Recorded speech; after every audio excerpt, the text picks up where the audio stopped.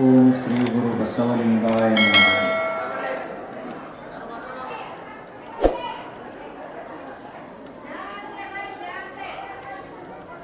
ವಿಶ್ವಕ್ಕೆ ಭಕ್ತಿಯ ಜ್ಞಾನದ ದಾಸೋಹದ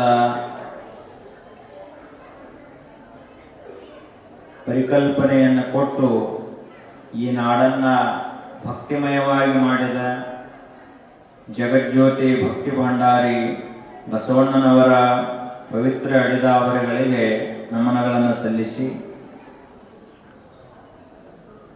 12ನೇ ಶತಮಾನದಲ್ಲಿ ಆಗಿ ಹೋದ ಎಲ್ಲ ಶಿವಶರಣರ ಪವಿತ್ರ ಪಾದಪದ್ಮಗಳಿಗೆ ಭಕ್ತಿಯ ನಮನಗಳನ್ನು ಸಲ್ಲಿಸಿ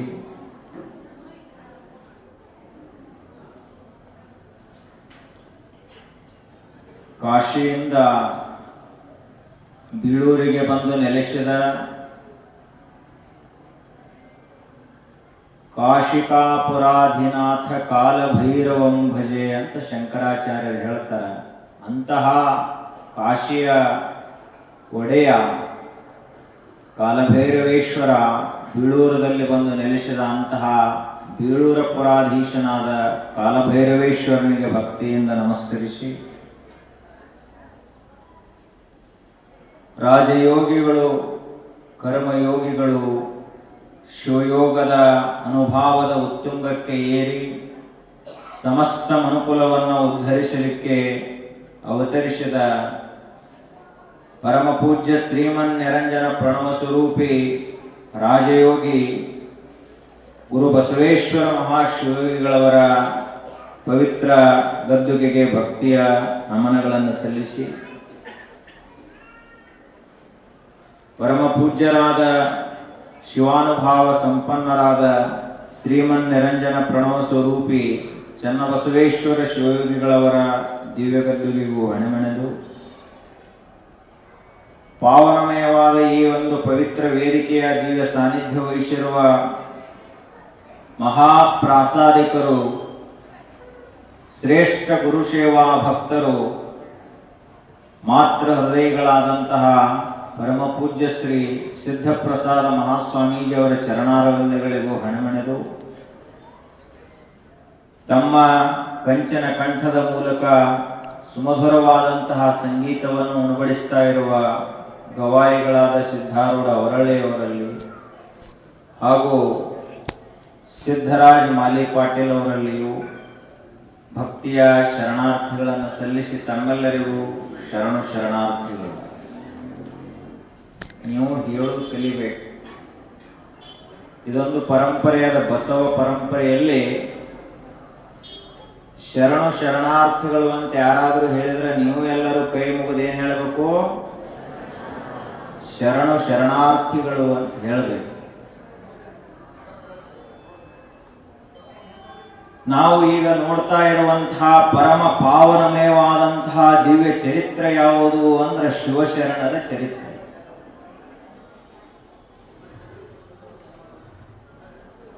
ಮಹಾತ್ಮರ ಚರಿತ್ರೆಯನ್ನು ಕೇಳುವುದೇ ಒಂದು ಆನಂದ. ಅಂತಹ ಪರಮ ಪಾವನಮಯವಾದಂತಹ ದಿವ್ಯ ಚರಿತ್ರೆಯ ಭಾಗವಾಗಿ ನಾವೆಲ್ಲ ನೋಡ್ತಾ ಇರುವಂಥದ್ದು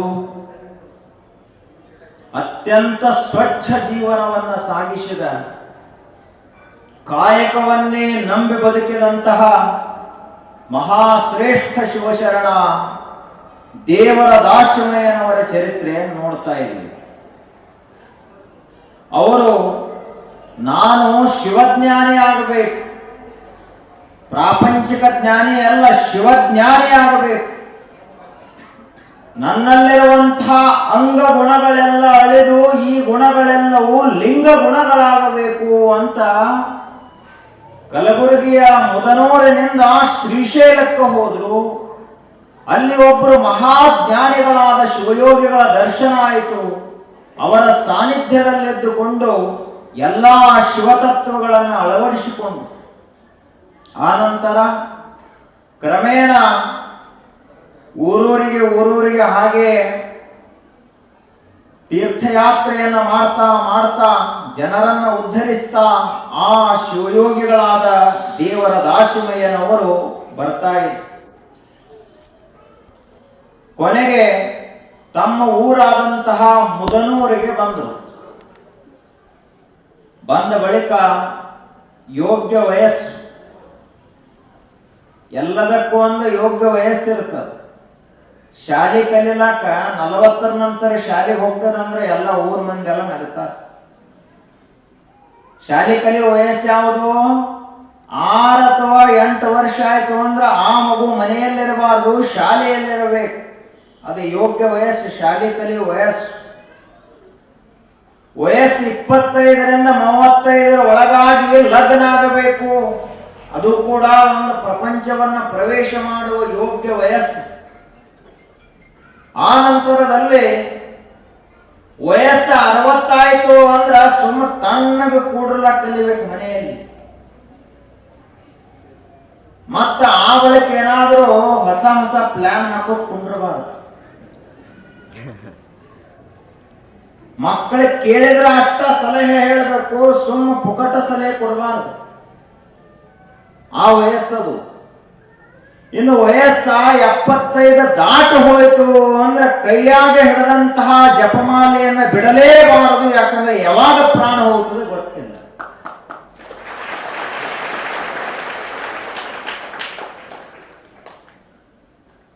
ಈಗ ಅಜ್ಜಗಳು ಜಪ ಮಾಡೋದಲ್ಲಿ ವಾಟ್ಸಪ್ ನೋಡ್ಕೊತ ಕೂತು ಬಿಡ್ತಾರೆ. ಅದಕ್ಕ ಎಲ್ಲದಕ್ಕೂ ಒಂದು ಯೋಗ್ಯವಾದಂತಹ ವಯಸ್ಸಂತದ. ಆ ವಯಸ್ಸಿನಲ್ಲಿ ಅದನ್ನೇ ಮಾಡಬೇಕು. ಅದು ಈ ನಿಸರ್ಗದತ್ತವಾದಂತಹ ನಿಯಮ. ಅದರಂತೆ ದೇವರ ದಾಸಿಮಯ್ಯನವರಿಗೂ ಪ್ರಾಪ್ತ ವಯಸ್ಸು 25ರಿಂದ 30 ವಯಸ್ಸಿನ ಒಳಗಿದ್ರು. ಆಗ ಅವರ ಮನೆಯಲ್ಲಿ ಕನ್ಯಾ ಅನ್ವೇಷಣೆಗೆ ಪ್ರಾರಂಭ ಮಾಡಿದ್ರು, ಲಗ್ನ ಮಾಡಬೇಕು ಅಂತ. ನಿಮ್ಮದೊಂದು ದೊಡ್ಡ ತರಬೇತಿನ ಅದ ಇದ್ರೊಳಗೆ. ಈ ಲಗ್ನ ಮಾಡೋದಂದ್ರೆ ತಿಳಿಲಾರ್ದವ್ರಿಗೆ ಲಗ್ನ ಮಾಡ್ಲಾಕ್ ಬರುದಿಲ್ಲ. ಬಹಳ ಶಾಣ್ಯರಬೇಕು ಲಗ್ನ ಮಾಡುವಂಥವ್ರು. ಅದಕ್ಕ ವಧು ಅನ್ವೇಷಣೆ ಮಾಡುವಾಗಲಿ ವರನ ಅನ್ವೇಷಣೆ ಮಾಡುವಾಗಲಿ ಮನೆಯವರಷ್ಟ ಹೋಗುದಿಲ್ಲ, ಊರಾಗ 4 ಜನ ಹಿರಿಯರನ್ನ ಕರ್ಕೊಂಡು ಹೋಗ್ತಾರೆ.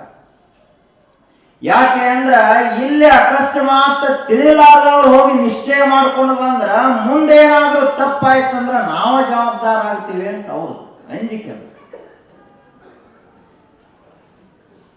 ಅದು ಮತ್ತ ಒಂದ್ ನಿಯಮ ಮಾಡ್ಯಾರ ಅವರು,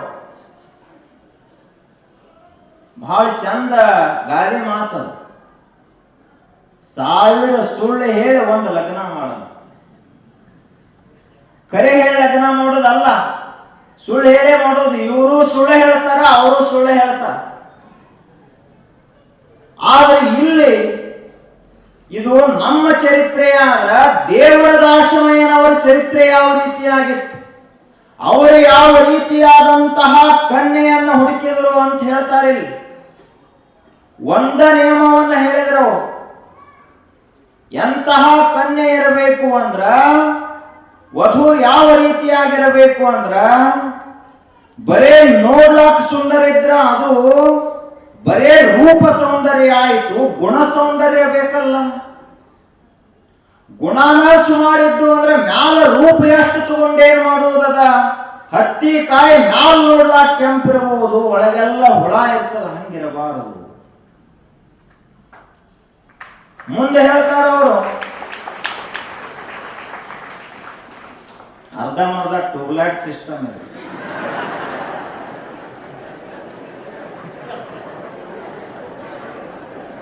ಮುಂದೆ ಹೇಳ್ತಾರ ಅವರು, ಎಂತಹ ಕನ್ಯೆ ಇರಬೇಕು. ಇಡೀ ಮನೆ ಪುರುಷನ ಮಾಲ ಬರೀ ಆರ್ಥಿಕವಾಗಿ ನಿಲ್ಲಬಹುದು, ಸಂಸ್ಕಾರದಿಂದ ಒಂದು ಮನೆ ಗಟ್ಟಿಯಾಗಿ ನಿಲ್ಲಬೇಕಾಗಿತ್ತು ಅಂದ್ರ ಆ ಮನೆಯಲ್ಲಿರುವಂತಹ ಹೆಣ್ಮಗಳ ಮ್ಯಾಲ ನಿಲ್ತದ ಆ ಮನೆ. ಹೆಣ್ಮಗಳಿಗೆ ಬಹಳ ದೊಡ್ಡ ಜವಾಬ್ದಾರಿ ಅದ. ಇಡೀ ಭಾರತೀಯ ಸಂಸ್ಕೃತಿಯ ಆಧಾರಭೂತವಾದ ಮೂಲ ಅಡಿಪಾಯ ಯಾರು ಅಂದ್ರೆ ಭಾರತ ದೇಶದ ಮಹಿಳೆ ಅಂತ ಹೇಳ್ತಾರೆ. ಹಂಗ ಇಲ್ಲಿ ದೇವರ ದಾಸಿಮಯ್ಯನವರು ಒಂದು ನಿಯಮ, ನಮ್ಮ ನಿಯಮ ಬೇರೆ ಬೇರೆ ಇರ್ತಾವ.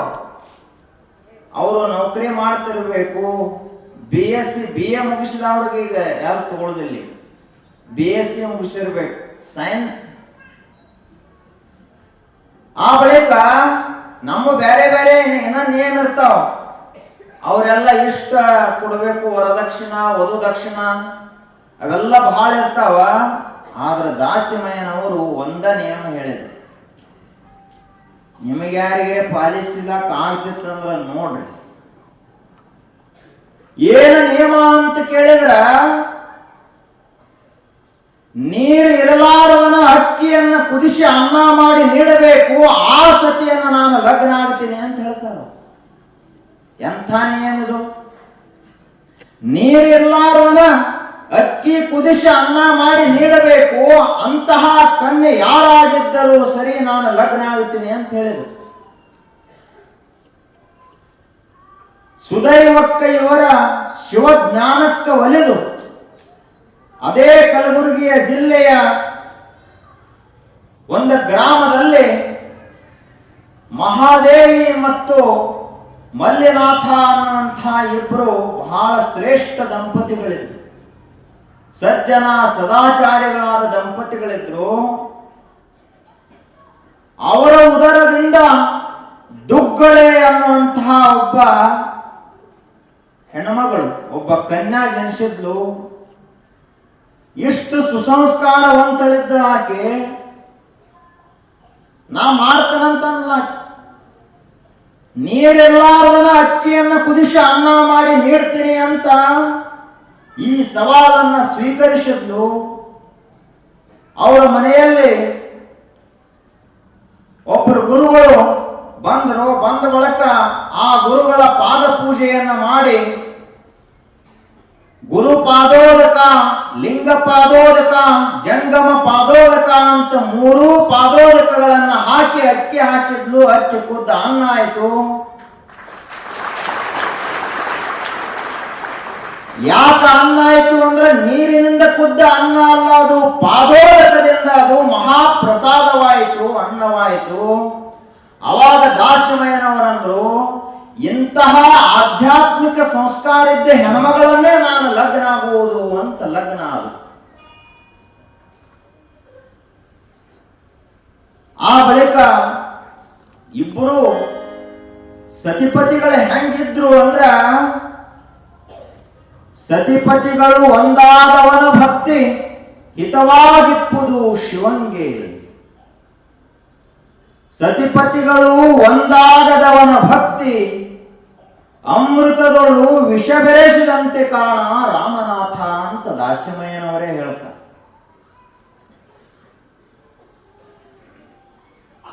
ನಿಮಗೆಲ್ಲ ಹೆಂಗಾಗ್ಯಾವ? ನಿಮಗ 60 ವರ್ಷ ಹೋಗ್ಯಾವ, 70 ಹೋಗ್ಯಾವ, ಲಗ್ನ ಆಗೈತಲ್ಲ ಈಗ ಎಲ್ಲರೂ. ತುಸು ಮಂದಿ ಆಗೋದೈತ್, ತುಸು ಮಂದಿ ಹೊತ್ತು ಮುಗಲಾಕ್ ಬಂದೈತ್. ಒಟ್ಟು ಹೆಂಗೋ 2 ಎತ್ತು ಹೂಡಿ ಬಿಟ್ಟಾರ ಹಿರಿಯರನ್ನ ಕೂಡ್ಲೆ. ಒಂದ್ ಈ ಕಡೆ ಹೋಗ್ಲಿ, ಈ ಕಡೆ ಬಿಡ್ಲಾಕಂತೂ ಬರುದಿಲ್ಲ. ಅವ್ನು ಕುಡುಕಿದ್ರು ಇವ್ರ ಸೇವಾ ಮಾಡಬೇಕು, ಅವ್ರು ಹುಚ್ಚಿದ್ರು ಕೂಡ ಇವ್ರು ಜಪ್ಕೊಂಡು ಹೋಗ್ಬೇಕು. ಆದ್ರೆ ಇಲ್ಲಿ ಹೇಳ್ತಾರ ಅವರು, ಸತಿಪತಿಗಳು ಒಂದಾದವನ ಭಕ್ತಿ ಹಿತವಾಗಿಪ್ಪುದು ಶಿವಂಗೆ. ಪರಮಾತ್ಮ ಯಾರಿಗೆ ಒಲಿತಾನಂದ್ರ, ಇಬ್ಬರು ಕೂಡ ಗುರುಗಳ ಸೇವೆಯನ್ನ ಮಾಡಿದ್ರ, ಇಬ್ಬರು ಕೂಡಿಯೇ ಪರಮಾತ್ಮನ ಪೂಜೆಯನ್ನ ಮಾಡಿದ್ರ, ಅವಾಗ ದೇವರ ಅವರಿಗೆ ಒಲಿತಾನ ಅಂತ ಹೇಳ್ತಾರೆ. ಆದ್ರ ಒಂದು ವೇಳೆ ಇವರಿಬ್ಬರು ಬೇರೆ ಬೇರೆ ದಿಕ್ಕಿನ ಕಡೆಗೆ ಇದ್ರ, ಅವರು ಒಬ್ರು ದಿನಂಪ್ರತಿ ಪ್ರವಚನ ಕೇಳಕ್ ಬರೋದು, ಇನ್ನೊಬ್ಬರು ಹೋಗಿ ಊರಾಗ ಕಟ್ಟಿ ಕೂತ ಪಂಚಾಯತಿ ಸುದ್ದಿ ಮಾತಾಡೋದು. ಹಿಂಗ ಮಾಡಿದ್ರು ಅಂದ್ರ ಅವ್ರಿಬ್ಬರದು ತಾಳ ಮೇಳ ಹೊಂದುವುದಿಲ್ಲ, ವಿಚಾರ ಹೊಂದುವುದಿಲ್ಲ, ಮನೆ ಒಡಲೆ ಹೋಗುತ್ತದ ಅಂತ ಹೇಳ್ತಾರ. ಅದಕ್ಕಾಗಿ ಸತಿಪತಿಗಳಾದಂಥವರು ಬಹಳಷ್ಟು ಭಕ್ತಿವಂತರಾಗಿರಬೇಕು. ಇಬ್ಬರು ಕೂಡಿಯೇ ಭಕ್ತಿಯನ್ನು ಮಾಡಬೇಕು. ಅದನ್ನ ಅವರು ಹೇಳ್ತಾರೆ ಇಲ್ಲಿ, ಅವ್ರದ್ದು ನೂಲುವ ಕಾಯಕ, ಬಟ್ಟೆಯನ್ನ ನೇಯ್ತಾ ಇದ್ರು ದಾಸಿಮಯ್ಯನವರು. ಹೆಂಗ ನೇಯ್ತಿದ್ರು ಅನ್ನೋದು ಬಹಳ ಮುಖ್ಯದ. ಬಹಳ ಮಂದಿ ಬಟ್ಟೆ ನೇಯ್ತಾರ, ಆದ್ರ ದಾಸಿಮಯ್ಯನವರು ಬಟ್ಟೆಯನ್ನ ನೇಯ್ದ್ರು. ಹೆಂಗ ನೇಯ್ದ್ರು? ಆ ಬಟ್ಟೆಯನ್ನ ನೇಯುವಾಗ ಸದಾಕಾಲ ಓಂ ನಮಃ ಶಿವಾಯ, ಓಂ ನಮಃ ಶಿವಾಯ, ಓಂ ನಮಃ ಶಿವಾಯ ಅಂತ ಜಪ ಮಾಡ್ಕೋತ ನೇಯ್ತಾ ಇದ್ರು. ಆ ನೂಲನ್ನ ಹಿಂಜುವಂತಹ ದುಗ್ಗಳೆಯು ಕೂಡ ಓಂ ನಮಃ ಶಿವಾಯ ಎನ್ನುವ ಮಹಾಮಂತ್ರವನ್ನ ಜಪ ಮಾಡ್ತಾ ಹಿಂಜ್ತಾ ಇದ್ರು. ವಿಚಾರ ಮಾಡ್ರಿ. ಅದಕ್ಕ ಹೇಳ್ತಾರೆ, ಯಾವುದೇ ಒಂದು ಕೆಲಸ ಮಾಡೋ ಮುಂದೆ ನಾವು ಏನು ಮನಸ್ಸಿನಲ್ಲಿ ಭಾವನಾ ಮಾಡಿಕೊಂಡು ಮಾಡ್ತೀವಲ್ಲ, ಹಂಗ ಆ ಕೆಲಸದ ಮೇಲೆ ಅದರ ಪ್ರಭಾವ ಆಗ್ತದೆ. ಸಿಟ್ಟಿಗೆದ್ದು ನೀವು ರೊಟ್ಟಿ ಬಡೀರಿ, ಉಂಡ ಊರಾಗ ಹೋಗಿ ಜಗಳ ತೆಗೆದು ಬಿಡ್ತಾನ. ಏನು ದಿನ ಬಡಿದ ಬಂತ ನಮ್ಮ ಕರ್ಮಕ್ಕಿದು.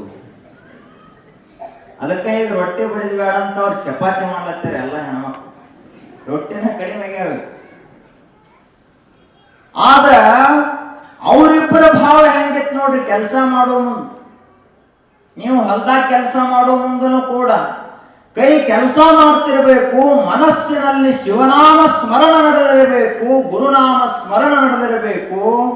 ಅದು ಏನಾಗ್ತದಂದ್ರೆ ಬರೀ ಕಾಯಕವಾಗುವುದಿಲ್ಲ, ಶಿವ ಕಾಯಕವಾಗುತ್ತದ, ಗುರು ಸೇವೆಯಾಗುತ್ತದ ಅಂತ ಹೇಳ್ತಾರೆ.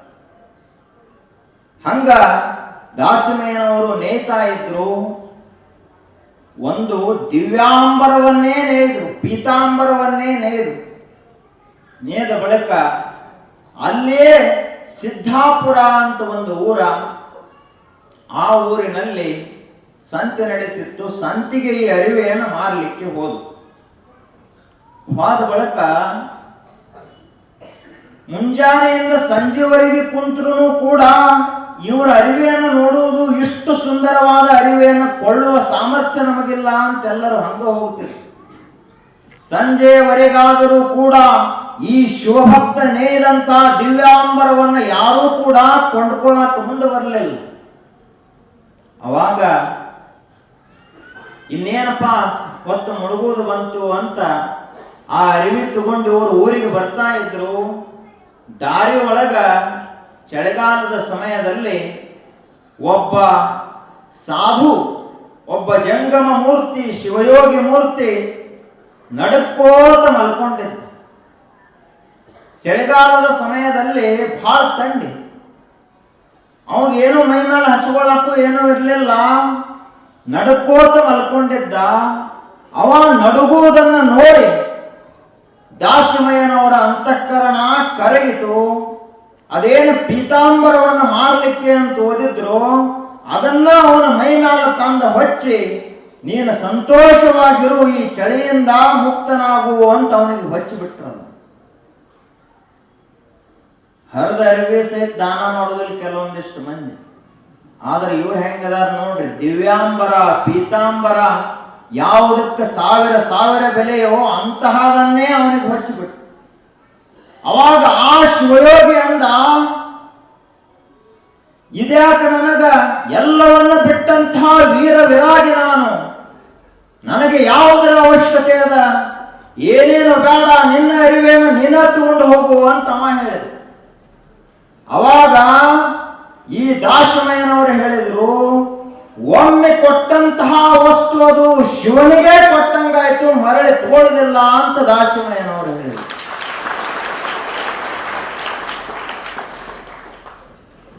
ಆಯ್ತು, ಅದನ್ನೇ ಹಚ್ಕೊಂಡವ್ರು ಕುಂತಿದ್ರು. ಇವನು ನೋಡ್ತಾನೆ ಇರುವಾಗ ಇವನು ಪರೀಕ್ಷೆ ಮಾಡಬೇಕಲ್ಲ ದಾಸಿಮಯ್ಯನನ್ನು. ಅದೇನು ಪೀತಾಂಬರಿತ್ತು ಮೇ ಮೇಲಿಂದ ತೆಗೆದುಕೊಂಡು ಇವನ ಕಣ್ಣ ಮುಂದನ ಅದನ್ನ 4 ಭಾಗ ಮಾಡಿ ಹರಿದು ಹೋಗದವ ಸಾಧು. ಪೀತಾಂಬರ ಹರಿದ್ರ ಯಾರೇ ಸುಮ್ಕೊಂಡಿರ್ತಾರೆ, ಚಲೋ ಅರಿಯೋದು. ಅದನ್ನ 4 ತುಂಡು ಮಾಡಿ ಹರಿದು ಹೋಗದ.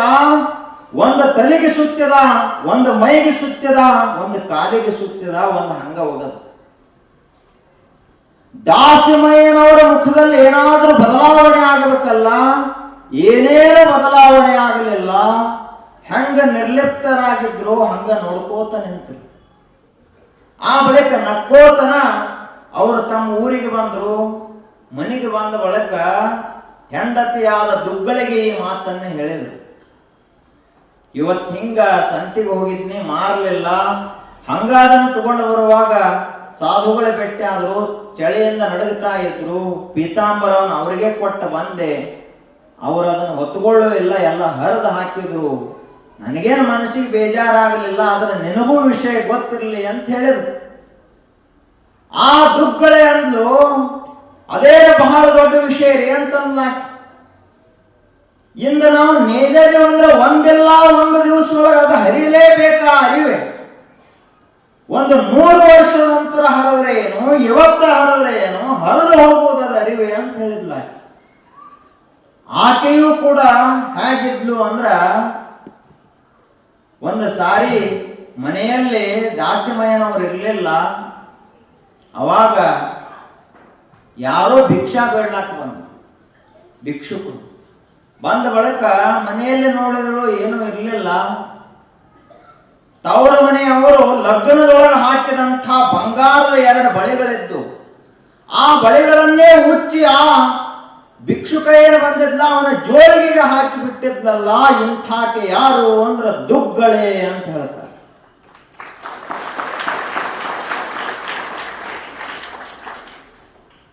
ನೀವು ಹಾಕಿರಲ್ಲ, ಮತ್ತೆ ಬಂಗಾರ ಬಳೆ ಅದಾವು, ಉಂಗುರ ಅದಾವು. ನಾವು ಹಾಕಿಲ್ಲ ಅಂತ ಹೇಳೇನ ನಮ್ಮದ ಶಿವಶರಣರ ಚರಿತ್ರದಾಗ ಬರುವುದಿಲ್ಲ. ನಮ್ಮದು ಹೇಳುವರ ಲಿಸ್ಟ್ನೊಳಗೆ ಬರ್ತದೆ. ಅವರೊಂದು ದೊಡ್ಡ ಯಾದಿ ಮಾಡಿರ್ತಾರ. ಇಲ್ಲಿ ಎಲ್ಲರೇ ಇದ್ರಾಗ ನಮ್ದು ಇತಿಹಾಸ ಸಿಗಲಿಲ್ಲ ಅಂದ್ರೆ ಹೋಗ್ರಪ್ಪ ಹೇಳೋರ್ ಕಡೆ ತೆಗಸ್ರಿ ಅಂತ ಹೇಳ್ತಾರೆ. ಅವ್ರು ಇಂಥವನ ಮಗ ಎಂಥವ, ಇಂಥವನ ಮಗ ಎಂಥವ ಅಂತ ಅವರು ಉದ್ದ ಲಿಸ್ಟ್ ತೆಗಿತಾರೆ. ಯಾವ ನೋಡ್ಯಾರ ಹೇಳೋರು ಬಾರ್ದು ಇತಿಹಾಸ ಖರೆ ಐತೋ ಸುಳ್ಳು ಐತೆ ಯಾರಿಗೆ ಗೊತ್ತು. ಆದ್ರ ದುಗ್ಗಳೆಯಂತಹ ಇತಿಹಾಸ ಬೇಕು ಜಗತ್ತಿನಲ್ಲಿ. ಯಾಕೆ ಅಂದ್ರ ತಾಯಿಯಾದಂಥವಳು ಬೇಡುವವಳಲ್ಲ, ನೀಡುವವಳು ಅನ್ನುವುದನ್ನು ಕಲಿಸಿದಾಕೆ. ಅಂತಹ ದುಗ್ಗಳೆ ಮತ್ತು ದಾಸಿಮಯ್ಯನವರ ಅತ್ಯದ್ಭುತವಾದಂತಹ ಆ ಒಂದು ಪ್ರಪಂಚ ಹೇಗಿತ್ತು, ಪ್ರಪಂಚ ಹೇಗಿರಬೇಕು ಅಂದ ಬಳಕೊಂದು ದೊಡ್ಡ ಜವಾಬ್ದಾರಿ ಇರ್ತದೆ. ನಿಮಗೆ ತಿಳಿದಂಗ ನೀವು, ಅವ್ರಿಗೆ ತಿಳಿದಂಗ ಅವರು, ಆದ್ರೆ ಮುಂದೆ ಮಕ್ಕಳ ಗತಿ ಹಂಗಾಗಬಾರ್ದಾಗಿತ್ತು ಅಂತ ಚಲೋತಂಗಿರಬೇಕು.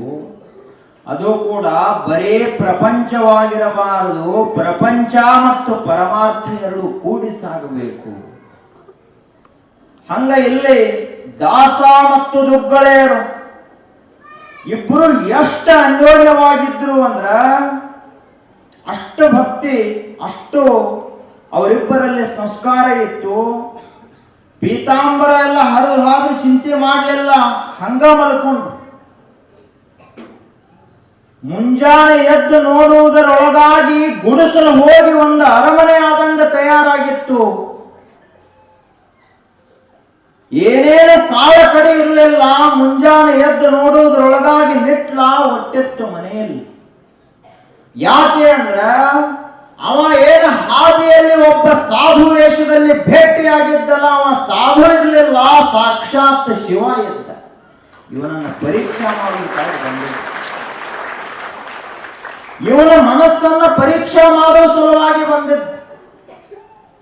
ಶಿವ ಮನಸ್ಸು ಒಲಿಸಿ ತನ್ನ ಮನಪೂರ್ವಕವಾಗಿ ಈತನಿಗೆ ಅಕ್ಷಯವಾಗಲಿ ಅಂತ ಆಶೀರ್ವಾದ ಮಾಡಿದ್ದ ಶಿವ. ಆ ನಂತರ ಹಾಗೇ ಅವರ ಪ್ರಪಂಚ ಸಾಗುತ್ತಾ ಇತ್ತು. ಅದನ್ನ ಹೇಳ್ತಾರೆ. ಅವರಿಬ್ಬರ ಪ್ರಪಂಚ ಹೆಂಗಿತ್ತು ಅಂದ್ರ, ಅವರು ಒಬ್ರಿಗೊಬ್ರು ಒಟ್ಟ ಜಗಳಾಡ್ತಿರ್ಲಿಲ್ಲ. ಒಂದು ದಿವಸ ದಾಸಿಮಯ್ಯನವರು ನೇಕೊಂತ ಕುಂತಿದ್ರು. ಹಗಲು ಬಾರ, ಪ್ರಖರವಾದ ಬೆಳಕು. ಅಂಥ ಸಮಯದಲ್ಲಿ ದೀಪ ತೆಗೆದುಕೊಂಡ ಬಾ ದುಗ್ಗಳೆ ಅಂತ ಕರೆದ್ರು. ಹೊಳ್ಳಿ ಏನೂ ಮಾತನಾಡಲಾರದೆ ದುಗ್ಗಳೆ ಒಂದು ದೀಪವನ್ನು ಹಚ್ಚಿಕೊಂಡು ಬಂದು ಮಧ್ಯಾಹ್ನ ಬಿಸಿಲಾಗಿಟ್ಲಿ ಅವನು ಮುಂದೆ. ಒಂದು ಸಾರಿ ತಂಪಾದ ಅಂಬಲಿಯನ್ನು ಕುಡಿತಾ ಇದ್ದ ದಾಸಿಮಯ್ಯ. ಅವಾಗ ಬಹಳಷ್ಟು ಸೆಕೆ ಆಗ್ತಾ ಇದ, ಗಾಳಿ ಬೀಸು ಅಂತ ಹೇಳಿ ದಾಸಿಮಯ್ಯ ಹೇಳಿದ್ರ ಒಂದು ಶಬ್ದವನ್ನು ಮರು ಮಾತನಾಡಲಾರದೆ ಪತಿಯ ಆಜ್ಞೆಯೇ ಪರಮಾತ್ಮನ ಆಜ್ಞೆ ಅಂತ ತಿಳಿದುಕೊಂಡು ಗಾಳಿ ಹಾಕಿದ ದುಗ್ಗಳು. ಅದಕ್ಕ 900 ವರ್ಷ 1000 ವರ್ಷ ಆದರೂ ಕೂಡ ಸತಿಪತಿಗಳು ಹೆಂಗಿರಬೇಕು ಅಂದ್ರ ದಾಸಮಯ್ಯ ಮತ್ತು ದುಗ್ಗಳೆಯವರಂತೆ ಇರಬೇಕು ಅಂತ ಹೇಳ್ತಾರೆ ಇವತ್ತಿಗೂ. ಆ ಬಳಿಕ ಅವರ ಪ್ರಪಂಚ ಹಾಗೇ ಸಾಗುತ್ತಾ ಇತ್ತು. ದಾಸಮಯ್ಯನವರ ಜೀವನದಲ್ಲಿ ಒಂದನ್ನ ಸಾಧಿಸಿದ್ರು. ಅದೇನು ಅಂದ್ರ ಪವಿತ್ರವಾದಂತಹ ಜೀವನ. ಅವರ ಜೀವನ ಎಷ್ಟು ಶುದ್ಧವಾಗಿತ್ತು ಅಂದ್ರ ಅವರು ತಮ್ಮ ಮಾತಿನಲ್ಲಿ ಹೇಳ್ತಾರೆ, ಕಣ್ಣು ಮೀಸಲು ಶಿವನ, ಕೈ ಮೀಸಲು ಶಿವನ, ಕಾಲು ಮೀಸಲು ಶಿವನ, ನಾಲಗೆ ಮೀಸಲು ಶಿವನ, ಕಿವಿ ಮೀಸಲು ಶಿವನ, ನಾಸಿಕಾ ಮೀಸಲು ಶಿವನ, ತನು ಮನವೆಲ್ಲ ಮೀಸಲು ಶಿವನ. ಈ ಮೀಸಲು ಬೀಸರ ಹೋಗದಂತಿದ್ದಡೆ ಆತನೇ ಜಗದೀಶ ಕಾಣ ರಾಮನಾಥ. ಇದು ಒಂದು ನಾವು ತಿಳ್ಕೊಂಡ್ರೆ ಸಾಕು. ಮೀಸಲ ಕೆಡಬಾರದು. ಈಗ ಮನೆಯಲ್ಲಿ ಎಮ್ಮೆಗಳು ಆಕಳಗಳಿದ್ದು ಅಂದ್ರ ಮೊಟ್ಟ ಮೊದಲ ಅವುಗಳ ಹಾಲನ್ನ ಏನ್ ಮಾಡ್ತಾರೆ, ಹೆಪ್ಪ ಹಾಕಿ ಮೀಸಲ ಹಿಡಿತಾರೆ. ಕಾಲಭೈರವನಾಥನಿಗೆ ಊರಿನ ದೇವರುಗಳಿಗೆ ಹಿಡಿತಾರೆ. ಅದನ್ನ ಯಾರೂ ಅನ್ನೋದಿಲ್ಲ. ಮುಂದೆ ಅದನ್ನ ಸರಿಯಾಗಿ ಕಾಯಿಸಿ ಮಾಡಿ ತುಪ್ಪ ಮಾಡಿ ದೇವರ ದೀಪಕ್ಕೆ ಅಂತ ಹೇಳಿ ಮೀಸಲ ಆ ತುಪ್ಪವನ್ನು ಓದ್ ಗುಡಿಗೆ ಹಾಕ್ತಾರೆ. ಹಂಗ ನಮ್ಮ ಇಡೀ ಜೀವನ ಹೆಂಗಿರಬೇಕು ಅಂದ್ರ ಪರಮಾತ್ಮನಿಗೆ ಮೀಸಲಾದಂತಹ ಜೀವನ ಇರಬೇಕು. ಮೀಸಲಂದ್ರೆ ಏನು? ಕಣ್ಣು ಮೀಸಲು ಶಿವನ. ಈ ಕಣ್ಣ ಏನರೇ ನೋಡ್ಕೋತ ಹೋಗಬಾರದು. ಕಣ್ಣ ಬಹಳ ಚಂಚಲವಾದಂತಹ ಇಂದ್ರಿಯ. ನೋಡಬೇಕಾದದ್ದನ್ನು ನೋಡ್ತದ, ನೋಡಬಾರದನ್ನು ನೋಡ್ತದ, ಕೆಟ್ಟದ್ದನ್ನು ನೋಡ್ತದ, ಒಳ್ಳೆಯದನ್ನು ನೋಡ್ತದ, ನಮ್ಮ ವಸ್ತುವನ್ನು ನೋಡ್ತದ, ಇನ್ನೊಬ್ಬರ ವಸ್ತುವನ್ನು ನೋಡ್ತದ. ಅದಕ್ಕೆ ಅವ್ರು ಹೇಳ್ತಾರ, ನಿಂದ ಯಾವುದದನೋ ಅದನ್ನಷ್ಟ ನೋಡು, ಕೆಟ್ಟದ್ದನ್ನು ನೋಡ್ಲಾಕ್ ಹೋಗಬೇಡ, ಕೆಟ್ಟದ್ದನ್ನು ಮಾಡ್ಲಾಕ್ ಹೋಗಬೇಡ, ಕೆಟ್ಟದ್ದನ್ನ ಕೇಳಬೇಡ, ಕೆಟ್ಟದ್ದನ್ನ ಈ ಕೈಯಿಂದ ಮಾಡಬೇಡ, ಕೆಟ್ಟದ್ದರ ಕಡೆಗೆ ನಡ್ಕೋತ ಹೋಗಬೇಡ, ಕೆಟ್ಟದ್ದನ್ನ ವಾಸಿಸಬೇಡ, ಕೆಟ್ಟದ್ದನ್ನು ಮನಸ್ಸಿನಲ್ಲಿಯೂ ಭಾವಿಸಬೇಡ, ಶರೀರದಿಂದಲಿಯೂ ಕೆಟ್ಟ ಕರ್ಮಗಳು ಬೇಡ. ಅವಾಗ ನೀನು ಇಷ್ಟು ಮೀಸಲ ಜೀವನವನ್ನ ಸಾಗಿಸಿದ್ರ ಈ ಮೀಸಲು ಬೀಸರ ಹೋಗದಂತಿರ್ದಡೆ ನೀವು ಹೆಪ್ಪ ಹಚ್ಚಿಟ್ಟಿರ್ತೀರಿ, ಬೆಕ್ಕವನ್ನು ಸಾಕಿರ್ತೀರಿ. ನೀವೆಲ್ಲ ಮೀಸಲ ಹಿಡಿದವಂತ ಆರಾಮ್ ನಿಶ್ಚಿಂತೆಯನ್ನು ಮಲ್ಕೊಂಡಿರ್ತೀರಿ. ರಾತ್ರಿ ಬಂದದು ಮೊಸರ ಎಲ್ಲ ಏನೇನು ಹಾಲ ಇರ್ತೈತೆ ಎಲ್ಲ ಕುಡ್ದು ಹೋಗಿಬಿಡ್ತೈತೆ. ಅದನ್ನ ಮತ್ತೆ ಹೊಳೆ ಮೀಸಲ ಹಿಡಿತೀರೇನು? ಹಂಗ ನಮ್ಮ ಜೀವನದಲ್ಲಿ ಕಾಮ ಕ್ರೋಧಾದಿ ಬೆಕ್ಕಗಳು ಬಂದ ನಮ್ಮ ಜೀವನದ ಮೀಸಲನ್ನ ಕೆಡಿಸಬಾರದು.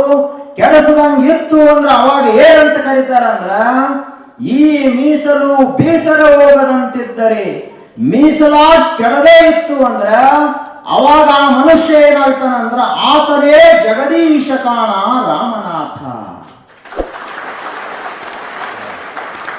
ಇಡೀ ಜಗತ್ತನ್ನೇ ಆಳುವಂತಹ ಪರಮಾತ್ಮನೇ ಆಗಿಬಿಡ್ತಾನಂತಹ ಮನುಷ್ಯ. ಅಂತಹ ಒಂದು ಘಟನೆ ರಾಜಯೋಗಿ ಶ್ರೀಮನ್ ನಿರಂಜನ ಪ್ರಣವ ಸ್ವರೂಪಿಗಳಾದಂತಹ ಗುರುಬಸವ ಮಹಾಶಿವಯೋಗಿಗಳ ಜೀವನದಲ್ಲಿ ನಡೀತು. ಇಷ್ಟೆಲ್ಲ ಜನ ಅವರ ಮೇಲೆ ಭಕ್ತಿ ಇಡ್ಲಾಕ ಕಾರಣ ಅಂದ್ರ ಆ ಮೀಸಲ ಜೀವನ.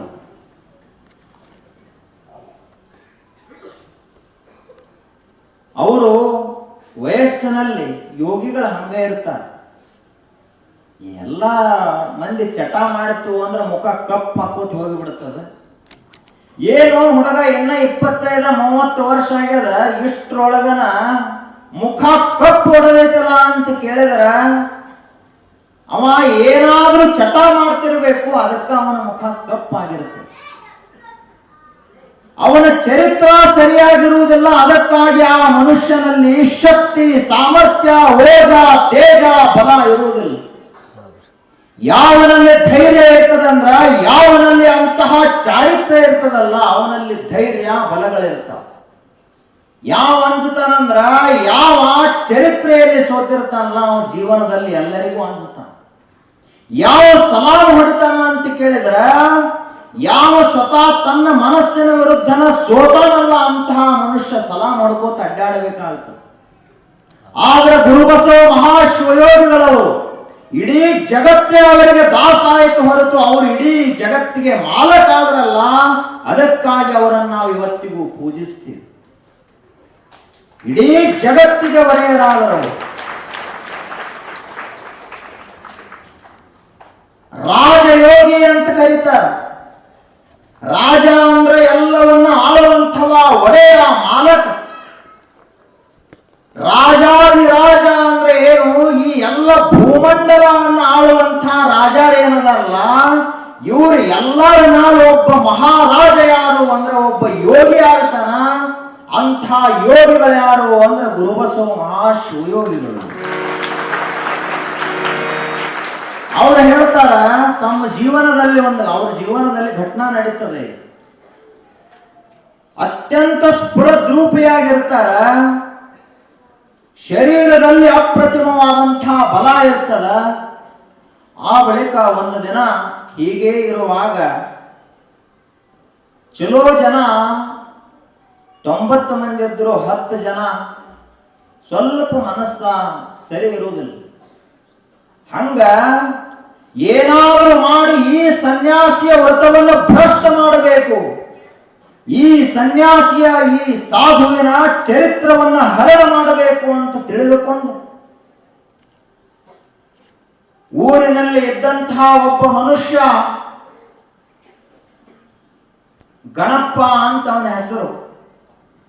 ಅವ ಏನು ಮಾಡಿದ, ಒಬ್ಬ ಹೆಣ್ಮಗಳಿಗೆ, ಒಬ್ಬಕ್ಕೆ ಚರಿತ್ರ ಸರಿ ಇರಲಿಲ್ಲ ಅಂಥ ಹೆಣ್ಮಗಳಿಗೆ, ಸ್ಫುರದ್ರೂಪಿಯಾದಂಥ ಹೆಣ್ಮಗಳಿಗೆ ರೊಕ್ಕ ಕೊಟ್ಟ. ನೀನು ಆ ಗುರುಬಸವರನ್ನ ಕೆಡಿಸಿದಿ ಅಂದ್ರ, ಅವರ ಚರಿತ್ರವನ್ನ ಹರಣ ಮಾಡಿದಿ ಅಂದ್ರ ನಿನಗ ಮೈತುಂಬ ಬಂಗಾರ ಹಾಕ್ತೀನಿ ಅಂತ ಹೇಳಿದ. ಹೇಳಿದ ಬಳಿಕ ಆ ಹೆಣ್ಮಗಳು ಹುಚ್ಚು, ಬುದ್ಧಿ ಇಲ್ಲ. ನೋಡ್ಲಿಕ್ಕೆ ರೂಪ ಅಷ್ಟು ಸುಂದರ ಇದ್ರೆ ಆಯ್ತೇನು? ರೂಪ ಸುಂದರದ ಅಂದ ಬಳಿಕ ಏನೇನೋ ಮಾಡ್ಕೋತ ಹೋಗ್ಬಾರ್ದು. ಅದರಂತೆ ಆಕೆ ಒಂದು ದಿನ ಮಧ್ಯಾಹ್ನದ ಸಮಯದಲ್ಲಿ ಇದೇ ಮಠಕ್ಕೆ ಬಂದು, ನೋಡಿದಳು, ಯಾರೂ ಇರಲಿಲ್ಲ. ಒಳಗಿನ ಮಠಕ್ಕೆ ಬಂದ್ಲು, ಅಲ್ಲಿಯೂ ನೋಡಿದ್ಲು, ಶಿವಯೋಗಿಗಳು ಕಾಣಿಸ್ಲಿಲ್ಲ. ಗುರುಬಸವ ಶಿವಯೋಗಿಗಳು ಗುರುಮಠದಲ್ಲಿ ಅವರು ಒಳಗಡೆ ವಾಸ್ತವ್ಯ ಮಾಡ್ತಾ ಇದ್ರು ಒಳಗಡೆ. ಆ ನಂತರ ಆ ಹೆಣ್ಮಗಳು ಬಾಗಿಲ ಪಡೆದು ಒಳಗೆ ಹೋದ್ಲು. ಕತ್ತಲೆ. ಆ ಕಡೆ ಈ ಕಡೆ ಹುಡುಕಾಡ್ಲಿಕ್ಕೆ ಪ್ರಾರಂಭ ಮಾಡಿದ್ಲು, ಎಲ್ಲಿಯೂ ಸಿಗಲಿಲ್ಲ. ಈಕೆಯ ಆಭರಣಗಳು, ಕೊರಳಲ್ಲಿ, ಕಾಲಲ್ಲಿ ಏನು ಆಭರಣಗಳನ್ನು ಹಾಕಿದ್ಲಲ್ಲ, ಆ ಶಬ್ದ ಅವರ ಕಿವಿಗೆ ಬಡಲು ಶಿವಯೋಗಿಗಳಿಗೆ ಎಚ್ಚರ ಆಯಿತು. ಯಾರು ನೀನು ಅಂತ ಕೇಳಿದ್ರು ಜೋರಾದ ಧ್ವನಿಯಲ್ಲಿ. ಯೋಗಿಗಳ ಒಂದು ಧ್ವನಿ ಅಂದ್ರೆ ಸಾಮಾನ್ಯ ಇರುವುದಿಲ್ಲ, ಅವರಲ್ಲಿ ತಪಸ್ಸಿನ ವಾಣಿ ಇರ್ತದ. ಕೇಳಿದಾಗ ಒಮ್ಮಿಂದೊಮ್ಮೆಲೆ ಆ ಹೆಣ್ಮಗಳು ಅಂಜಿಬಿಟ್ಟು, ನಾನು ಈಗ ನನ್ನ ರೂಪ ನಿಮ್ಮ ಸಲುವಾಗಿ ಅದ ಅಂತ ಹೇಳಿದ್ರು. ಹುಚ್ಚಿ ನಡಿ ಹೊರಗ ಅಂತ ಹೇಳಿ ಹೊರಗೆ ಕಳಿಸಿದರು. ಆಕೆಗೆ ಹೇಳಿದರು, ನೋಡವ್ವ, ಈ ಜಗತ್ತಿನಲ್ಲಿ ಯಾರು ಪುಣ್ಯವನ್ನು ಮಾಡಿರ್ತಾರಲ್ಲ ಅಂಥವರು ಮಾತ್ರ ಹೆಣ್ಣು ಮಗಳಾಗಿ ಆದಿಶಕ್ತಿಯ ಅವತಾರವಾಗಿ ಜಗತ್ತಿನಲ್ಲಿ ಅವತರಿಸ್ತಾರ ಅಂತ ಹೇಳಿದರು. ನೀನು ಪುಣ್ಯ ಮಾಡೇದಿ, ಅದಕ್ಕಾಗಿಯೇ ಹೆಣ್ಣುಮಗಳಾಗಿ ಹುಟ್ಟೇದಿ. ಅಷ್ಟೇ ಅಲ್ಲದೆ ನಿನಗ ಇಡೀ ಜಗತ್ತಿನಲ್ಲಿಯೇ ತಾಯಿಯ ಸ್ಥಾನ ಅದ. ತಂದೆಗಿಂತಲೂ ದೊಡ್ಡ ಸ್ಥಾನ ಯಾರದು ಅಂದ್ರೆ ತಾಯಿ. ಆದ್ದರಿಂದ ಹೋಗಮ್ಮ ತಾಯಿ, ಇದೇನು ನಿನ್ನ ತಲೆಯಲ್ಲಿ ಕೆಟ್ಟ ವಿಚಾರ ಬಂದದ, ಇದನ್ನು ತೆಗೆದು ಹಾಕು, ಸರಿ ಅಲ್ಲ. ಆದರೂ ಕೇಳಿಲ್ಲ. ಏನು ಹೇಳುತ್ತೆ ಸಾಧು ಅಂತ ಅವರು ಮೈ ಮೇಲೆ ಹೋಗಲಿಕ್ಕೆ ಪ್ರಯತ್ನ ಮಾಡಿದ್ಲು. ಆಗ ಗುರುಬಸವ ಮಹಾಶಿವಯೋಗಿಗಳವರಿಗೆ ತಪಸ್ಸಿನ ಜ್ವಾಲಾಮುಖಿ ಅದು. ಜ್ವಾಲಾಮುಖಿಯನ್ನ ಯಾವ ನೀರಿನಿಂದಲೂ ಆರಿಸಲಾಕ ಬರುವುದಿಲ್ಲ. ಅದನ್ನು ಸಮುದ್ರವನ್ನೇ ಭೇದಿಸಿಕೊಂಡು ಬರುವಂತಹ ಸಾಮರ್ಥ್ಯ ಜ್ವಾಲಾಮುಖಿಗೆ ಇರುತ್ತೆ. ಏನು ಅದನ್ನು ಯಾವ ನೀರು ಆರಿಸುವುದು? ಹಂಗ ಅದಕ್ಕ ಒಂದು ಎಚ್ಚರಿಕೆಯ ಮಾತನ್ನು ಹೇಳ್ತಾರೆ ನಮ್ಮೆಲ್ಲ ಭಕ್ತರಿಗೆ, ಶಿಷ್ಯರಿಗೆ. ಯಾವುದೇ ಒಬ್ಬ ಮಹಾತ್ಮರ ಜೊತೆಗೆ ನಾವು ಎಂದಿಗೂ ಚೇಷ್ಟಾ ಮಾಡ್ಲಾಕ್ ಹೋಗಬಾರದು. ಯಾಕೆ ಅಂದ್ರ ಅಪ್ಪಿತಪ್ಪಿ ಅವರು ಏನಾದ್ರೂ ಅಂದ್ರು ಅಂದ್ರ ಅದು ತಪಸ್ಸಿನ ವಾಣಿ, ಋಷಿ ಆಡಿದ ಮಾತು ಹುಸಿ ಹೋಗುವುದಿಲ್ಲ, ಸುಳ್ಳು ಆಗೋದಿಲ್ಲ ಅದು. ಅದರಂತೆ ಅವರು ಆ ಹೆಣ್ಣು ಮಗಳಿಗೆ ಒಂದು ಶಾಪವನ್ನು ಕೊಟ್ಟರು.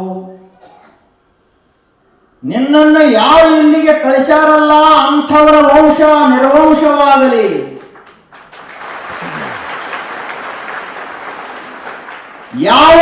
ಯಾವ ಕಣ್ಣಿನಿಂದ ಶಿವನನ್ನ ನೋಡಬೇಕು, ಯಾವ ಈ ಪರಮ ಪವಿತ್ರವಾದಂತಹ ಕಣ್ಣುಗಳಿಂದ ಗುರು ದರ್ಶನವನ್ನು ಮಾಡಬೇಕು, ಲಿಂಗ ಪೂಜೆಯನ್ನು ಮಾಡಬೇಕು, ಅದೇ ಕಣ್ಣುಗಳಿಂದ ನೀನು ಒಬ್ಬ ಶಿವಯೋಗಿಯಲ್ಲಿ ಕಾಮವನ್ನು ಹುಡುಕಾಡ್ಕೋತ ಬಂದಿದೆ ಅಂದ ಬಳಿಕ ಮಹಾಪ್ರಚಂಡ ಅಗ್ನಿಯಲ್ಲಿ ಹೊಗೆಯನ್ನು ಹುಡುಕೋತ ಬಂದಿದೆ ಅಂದ ಬಳಿಕ ನಿನ್ನ ಈ ಕಣ್ಣುಗಳೆರಡು ಹೋಗಿ ಕುಡ್ಡಿಯಾಗು, ಸಾಯುವವರೆಗೂ ಕೂಡ ನಿನಗೆ ಅನ್ನ ನೀರ ಏನು ಸಿಗಲಾರದಂಗ ನಿರ್ಗತಿಗಳಾಗಿ ಸತ್ತು ಹೋಗುವಂತ ಶಾಪವನ್ನು ಕೊಡು. ಶಿವಯೋಗಿಗಳ ಶಾಪ. ಈ ಶಾಪ ಏನು ಕಿವಿಗೆ ಬಿತ್ತಲ್ಲ, ಹುಚ್ಚಳಂತಾದ್ಲು. ಆದ ಬಳಿಕ ಅವ ಗಣಪ ಅಂತ ಹೇಳಿ ನಮ್ಮ ಮಲ್ಲವಾದಿ ಗಣಪ ಅವ ಕಳಿಸಿದ್ದೇವ್ರಿಗೆ ಹೋಗಿ ಸುದ್ದಿ ಮುಟ್ಟಿಸಿದ್ಲು. ಅವನಿಗೆ ಎದೆ ತಣ್ಣಗಾಯಿತು. ಯಾಕೆ ಅಂದ್ರ ಗುರುಬಸಪ್ಪನವರು ಆಡಿದಂತಹ ಒಂದು ಮಾತು ಸಹಿತ ಹುಸಿವಾದದ್ದು ಇತಿಹಾಸದಲ್ಲಿಯೇ ಇಲ್ಲ. ಅಂಥದ್ರಲ್ಲಿ ವಂಶ ನಿರ್ವಂಶ ಆಗಲಿ ಅಂದಾರಂದ ಬಳಕೆಯನ್ನು ಸತ್ಯ ಆಗ್ತದಂತ ತಿಳ್ಕೊಂಡು ಕೆಲವೇ ದಿನಗಳಲ್ಲಿ ಆ ಮಾತಾ ಶಾಪ ಮನಸ್ಸಿಗೆ ಹತ್ತಿ ಊಟ ನೀರ ಬಿಟ್ಟು ಸತ್ತು ಹೋಗಿಬಿಟ್ಟು. ಆ ನಂತರ ಈ ಹೆಣ್ಮಗಳಿಗೂ ಕೂಡ ಕೆಲವೇ ದಿನಗಳಲ್ಲಿ ಕಣ್ಣು ಹಾದು ಕುಡ್ಡಿಯಾದ್ಲು. ಆ ಬಳಿಕ ಶರೀರದಲ್ಲಿ ರೋಗ ಬಂತು, ನರಳಿ ನರಳಿ ಸತ್ತು ಹೋದ. ಇದನ್ನು ಯಾಕೆ ಹೇಳ್ತಾರಂದ್ರ ಈ ಮೀಸಲು ಬೀಸರ ಹೋಗದಂತಿದ್ದಡೆ ಆತನೇ ಜಗದೀಶ ಕಾಣ ರಾಮನಾಥ. ಮೀಸಲ ಕೆಡಲಿಲ್ಲ ಅವರು.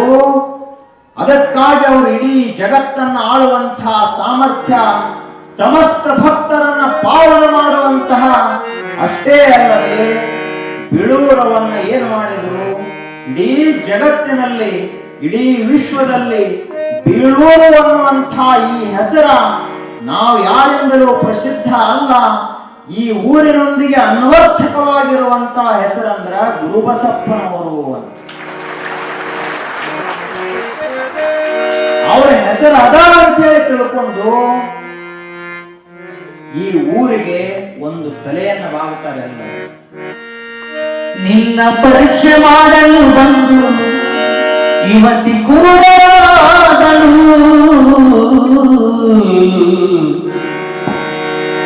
ನಿನ್ನ ಪರೀಕ್ಷೆ ಮಾಡಲು ಬಂದು ಇವತ್ತಿ ಕುರುಡಾದಳು, ನಿನ್ನ ಕಾಡಿದವರು ನಿರ್ವಂಶವಾದರು.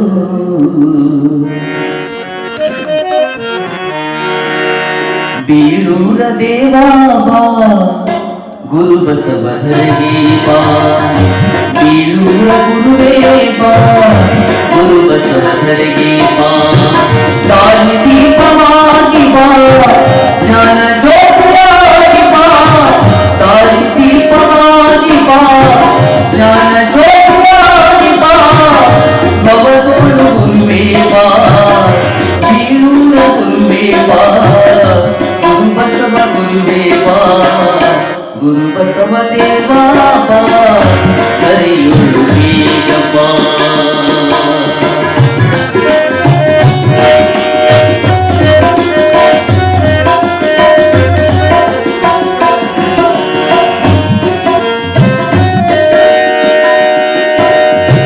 ಕಲಬುರಗಿ ಜಿಲ್ಲೆಯ ಅಂಗರಗಿ ಗ್ರಾಮದಿ ಕಲಬುರಗಿ ಜಿಲ್ಲೆಯ ಅಂಗರಗಿ ಗ್ರಾಮದಿ ಜನಸಿ ಬಂದೆ ಜಗದೀಶ ಜನಸಿ ಬಂದೆ ಜಗದೀಶ ನೀನೆ ಗುರು ಬಸವೇಶ ಬೀಳೂರ ದೇವಾ ಬಾ ಗುರು ಬಸವರಿಗೆ ಬಾ ದಾರಿ ದೀಪವಾಗಿ ಬಾ ಜ್ಞಾನ ಜ್ಯೋತಿಯಾಗಿ ಬಾ ಧರೆಯೋಳು ಬೇಗ ಬಾ ಗುರು ಬಸವ ಗುರುವೇ ಬಾ ಬೀಳೂರ ದೇವಾ ಬಾ ಗುರು ಬಸವರಿಗೆ ಬಾ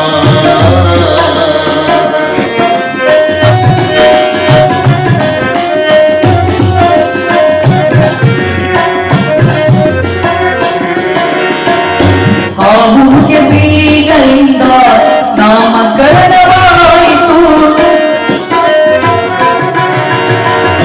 ಹಾವುಗೆ ಶ್ರೀಗಳಿಂದ ನಾಮಕರಣವಾಯಿತು ನಿನಗೆ ಹೆಸರು ಇಟ್ಟರು ನಿನಗೆ ಹೆಸರು ಇಟ್ಟರು ಜಗವ ಬೆಳಗು ಎಂದರು ಬೀಳೂರು ದೇವಾ ಬಾ ಗುರು ಬಸವರಿಗೆ ಬಾ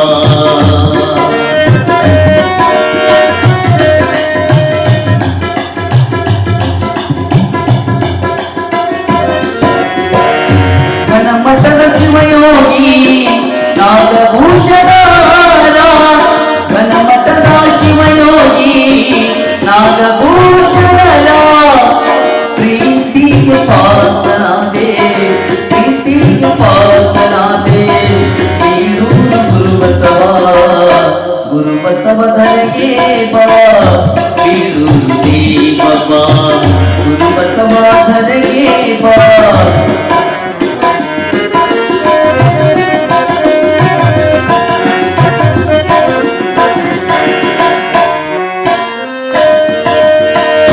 ಘನಮಠದ ಶಿವಯೋಗಿ ವಾಣಿಯನ್ನು ಉಳಿದರು ಘನಮಠದ ಶಿವಯೋಗಿ ವಾಣಿಯನ್ನು ಉಳಿದರು ಸಂಕ ಗ್ರಾಮಕ್ಕೋಗೆಂದು ಸಂಕ ಗ್ರಾಮಕ್ಕೋಗೆಂದು ಗುರು ಬಸವ ನೀನೆಂದು ಬೀಳೂರು ದೇವಾ ಬಾ ಗುರು ಬಸವ ಧರೆಗೆ ಬಾ ದಾರಿ ದೀಪವಾಗಿ ಬಾ ಜ್ಞಾನ ಜ್ಯೋತಿಯಾಗಿ ಬಾ ಧರೆಯೋಳು ಬೇಗ ಬಾ ಗುರು ಬಸವ ಧರೆಗೆ ಬಾ ಬೀಳೂರು ಗುರುವೇ ಬಾ ಗುರು ಬಸವ ಧರೆಗೆ ಬಾ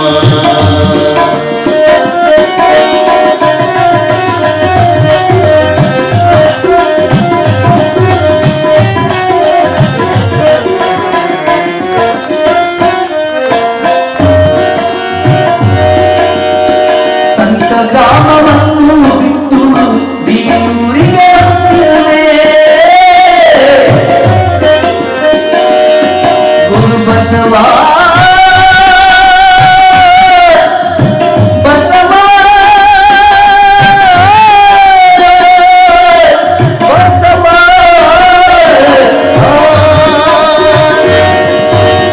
ಸಂತ ಗ್ರಾಮವನ್ನು ಬಿಟ್ಟು ಬೀಳೂರಿಗೆ ಬಂದಿರುವೆ ಸಂಕ ಗ್ರಾಮವನ್ನು ಬಿಟ್ಟು ಬೀಳೂರಿಗೆ ಬಂದಿರುವೆ ಇಲ್ಲಿ ಚಿಕ್ಕ ಮಠವಿತ್ತು ಇಲ್ಲಿ ಚಿಕ್ಕ ಮಠವಿತ್ತು ಭಕ್ತ ಬಳಗ ಬಹಳಿತ್ತು ಬೀಳೂರು ದೇವಾ ಬಾ ಗುರು ಬಸವ ಧರೆಗೆ ಬಾ ದಾರಿ ದೀಪವಾಗಿ ಬಾ ಜ್ಞಾನ ಜ್ಯೋತಿಯಾಗಿ ಬಾ ಧರೆಯೋಳು ಬೇಗ ಬಾ ಧರೆಯೋಳು ಬೇಗ ಬಾ ಗುರು ಬಸವ ಧರೆಗೆ ಬಾ ಗುರು ಬಸವ ದೇವಾ ಬಾ ಗುರು ಬಸವ ದೇವಾ ಬಾ ಬೀಳೂರು ಬಾ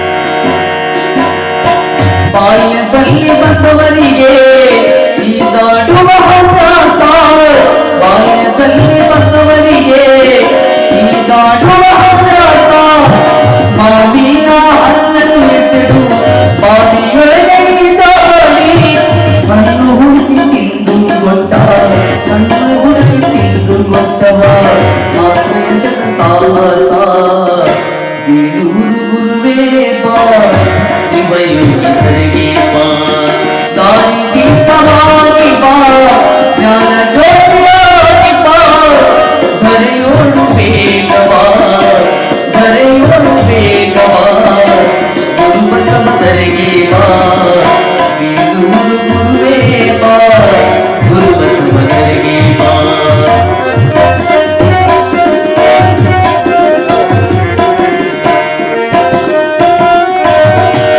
ನಿನ್ನ ಪರೀಕ್ಷೆ ಮಾಡಲು ಬಂದ ಯುವತಿ ಕುರುಡಾದಳು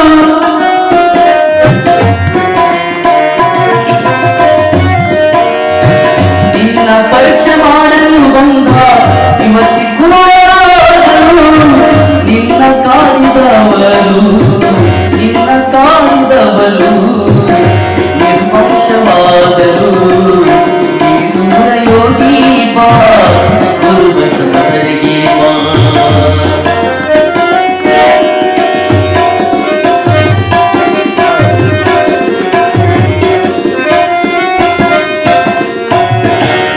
ನಿನ್ನ ನಂಬಿ ಬಂದವರಿಗೆ ಬೇಡಿ ದಂಡೆ ನೀಡಿದಿ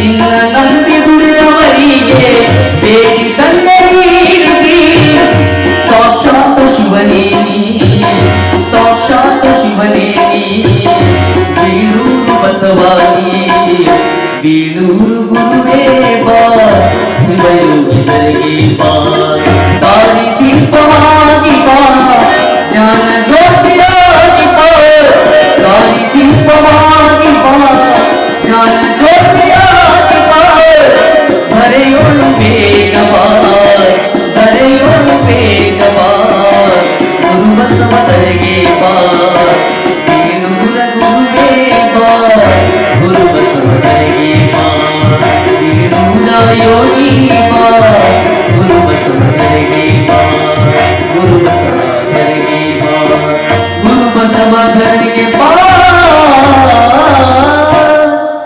ಗುರು ಬಸವೇಶ್ವರ ರಾಜಕ್ಕೆ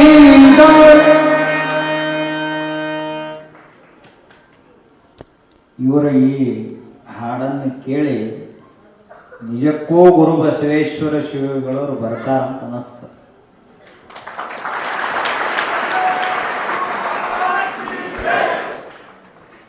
ಎಲ್ಲರೂ ಹಾಕಿರಲ್ಲ ಜೈಕಾರ.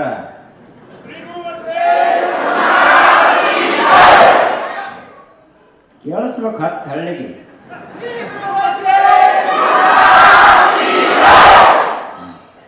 ಈಗ ಸ್ವಲ್ಪ ಊಟ ಮಾಡಿದ ಮನುಷ್ಯ. ನಮ್ಮ ಜೀವನ ಮೀಸಲು ಕೆಡಬಾರದು, ಹೆಂಗಿರಬೇಕು ಅಂತ ಕೇಳಿದ್ರ ಆಕಾಶದಿಂದ ಏನು ಮಳೆ ಬೀಳ್ತದಲ್ಲ ಅದು ಒಂದಿಷ್ಟು ಹೊಲಸಾಗಿರುವುದಿಲ್ಲ. ಅದಕ್ಕೆ ಏನಂತ ಕರೀತಾರಂದ್ರ ತೀರ್ಥ ಅಂತ ಹೇಳಿ ಕರೀತಾರ. ಹಂಗ ಒಂದು ಹೂವ ಎಂದಿಗೂ ಹೊಲಸಾಗುವುದಿಲ್ಲ. ಅದಕ್ಕಾಗಿ ಪರಮಾತ್ಮನ ತಲೆಗೆ ಇರ್ತದ, ಗುರುವಿನ ಪಾದಕ್ಕೆ ಇರ್ತದೆ. ಹಂಗ ನಮ್ಮ ಜೀವನ ಪರಮ ಪವಿತ್ರವಾಗಿರಬೇಕು. ಯಾರಂತೆ ಅಂದ್ರ ಗುರುಬಸವ ಮಹಾಶಿವಯೋಗಿಗಳವರಂತೆ ನಮ್ಮ ಜೀವನ ಪವಿತ್ರವಾಗಿರಬೇಕು. ಅಷ್ಟೇ ಅಲ್ಲದೆ ಯಾರ್ಯಾರು ಅವರ ಮ್ಯಾಲ ಅಪಾರ ಶ್ರದ್ಧೆಯನ್ನಿಟ್ಟಾರಲ್ಲ, ನಿಸ್ಸಂಶಯವಾಗಿ ಅವರ ಮನಸ್ಸ ಸ್ವಚ್ಛ ಆಗೇ ಆಗ್ತದಂತೇಳಿ ದಾಸಮೇನವರು ಹೇಳ್ತಾರೆ. ಆದ್ದರಿಂದ ನಾವೆಲ್ಲರೂ ಕೂಡ ದಾಸಮಯ್ಯನವರಂತಹ ಪರಮ ಪವಿತ್ರ ಜೀವನವನ್ನು ಸಾಗಿಸೋಣ. ಏನಾದರೂ ಚಟಪಟ ಮಾಡುತ್ತಿರ್ತೀವಿ. ಚಟ ಅಂದ್ರ ಇಲ್ಲಿ ಕಡೆ ಗದ್ದಿಗೆ ಬಂದು ನಮಸ್ಕಾರ ಮಾಡಿ ಹೋಗೋದು, ಹೊರಗಿದ್ದಾಗ ಅದಕ್ಕೇನಾಕತ್ತೇಳ ಅಂತ ಹೇಳಿ ತುಸು ತಂಬಾಕು ತಿಕ್ಕಿ ಬಾಯಾಗಿ ಇಟ್ಕೊಳ್ಳೋದು. ಮತ್ತೆ ಹೆಂಗ್ ಪವಿತ್ರ ಆಗ್ಬೇಕು ಜೀವನ? ಈ ನಾಲಿಗೆ ಈ ಬಾಯಿಯನ್ನ ಪರಮಾತ್ಮ ಯಾಕೆ ಕೊಟ್ಟಾನಂದ್ರ ಬರೇ ತಂಬಾಕು ತಿನ್ನಕ್ ಕೊಟ್ಟಿಲ್ಲ, ಮಂತ್ರವನ್ನು ನುಡಿಯುವ ಸಲುವಾಗಿ ದೇವರ ನಮಗ ಬಾಯಿಯನ್ನ ಕೊಟ್ಟ.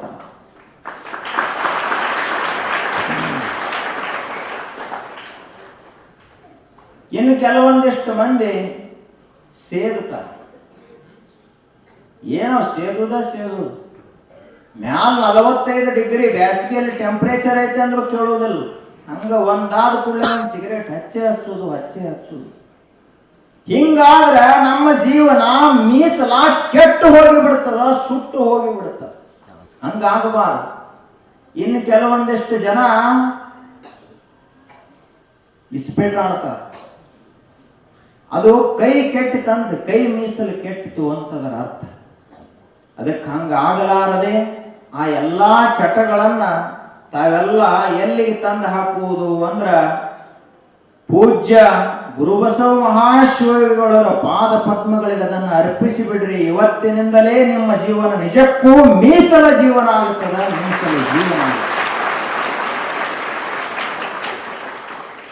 ಆಗ ನಾವೆಲ್ಲರೂ ಜೀವನವನ್ನ ಕಳೆಯೋಣ. ನಮ್ಮೆಲ್ಲರ ಜೀವನ ಗುರು ಕೃಪೆಯಿಂದ, ಬಸವಣ್ಣನವರ ಆಶೀರ್ವಾದದಿಂದ, ಗುರುಬಸವ ಮಹಾಶಿವಯೋಗಿಗಳವರ ದಿವ್ಯ ಕೃಪಾಶೀರ್ವಾದದಿಂದ ಪಾವನವಾಗಲಿ, ಜೀವನ ಮಂಗಲಮಯವಾಗಲಿ ಅಂತ ಹೇಳ್ತಾ ಇವತ್ತಿನ ಸತ್ಸಂಗ ಇಲ್ಲಿಗೆ ಸಂಪನ್ನಗೊಳ್ಳುತ್ತದೆ.